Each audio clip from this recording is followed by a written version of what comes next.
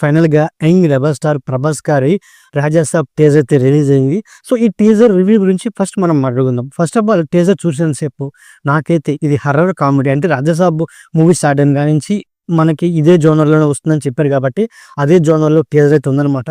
First horror పరంగా మనల్ని టీజర్‌లో భయపెట్టింది ఏం లేదని చెప్పుకోవచ్చనమాట. బట్ అంటే కొన్ని సెట్స్, కొన్ని సీన్స్ బాగున్నాయని చెప్పుకోవచ్చనమాట.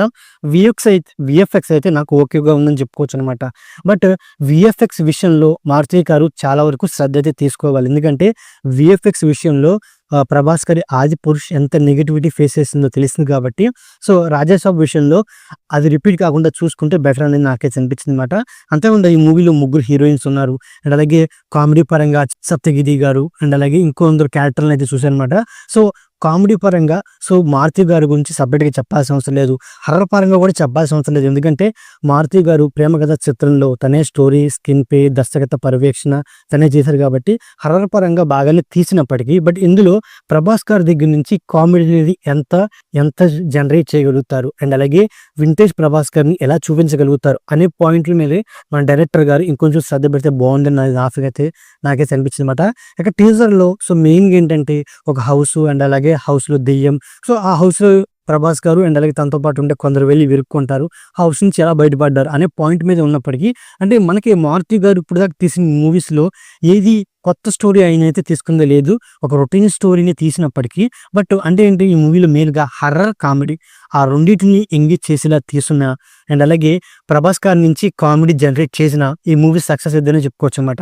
ఇక అంతేకాకుండా 'ప్రభాస్' గారు అంటే ప్రెజెంట్ సిట్యుయేషన్‌లో 'ప్రభాస్' గారు ఒక యాక్షన్ హీరోగానే తనకంటూ ఒక ముద్ర ఉంది కాబట్టి అలాంటి హీరోని కామెడీ, హర్రర్ జోనర్‌లో తీసుకొచ్చి ఆ జోనర్ తగ్గట్టు తనని మోడిఫై చేసి మనకు ప్రెజెంట్ చేశారు. ఫస్ట్ ఆయన లుక్కు అండ్ అలాగే ఆయన మీదొచ్చే కొన్ని సీన్స్ అండ్ అలాగే టీజర్ క్లైమాక్స్‌లో తాత వైరు కొరికేసారేమో చూడండిరా అని అన్నప్పుడే 'ప్రభాస్' గారి యొక్క వింటేజ్ లుక్స్ అండ్ అలాగే వింటేజ్ కామెడీ మళ్ళీ తిరిగి తీసుకొస్తున్నారని అయితే అర్థమైందనమాట. అయినప్పటికీ టీజర్ పరంగా చూసుకుంటే టీజర్ ఓకేష్‌గా ఉన్నప్పటికీ బట్ సినిమాకొచ్చేపాటికి అదైతే కాదనమాట. 2 గంటలు హర్రర్‌తోను, కామెడీతోను నిలబడితేనే మూవీ అనేది నిలబడిద్దని చెప్పుకోవచ్చనమాట. అంతేకాకుండా ఈ మూవీ ఎప్పుడో రిలీజ్ అవ్వాల్సిన మూవీ డిలే అవ్వడానికి మెయిన్ కారణం వచ్చేసి నాకు టీజర్ చూసిన తర్వాత అర్థమైందనమాట. ఎందుకంటే ఈ మూవీలో మెయిన్‌గా వీఎఫ్ఎక్స్ వర్కే ఎక్కువ ఉంది. టీజర్‌లోనే అంత వీఎఫ్ఎక్స్ ఉందంటే ఓవరాల్ మూవీలో వీఎఫ్ఎక్స్ అనేది ఎంత ఉంటుందో వీఎఫ్ఎక్స్ అనేది కీ రోల్ ఎంత ప్లే చేస్తుందో మనకైతే అర్థమైందనమాట. వీఎఫ్ఎక్స్ విషయంలో ఈ మూవీ లేట్ అయింది గానీ మరి అంతేకాకుండా అంటే ఈ టీజర్ రిలీజ్ అప్పుడు మారుతి గారు అన్నారన్నమాట.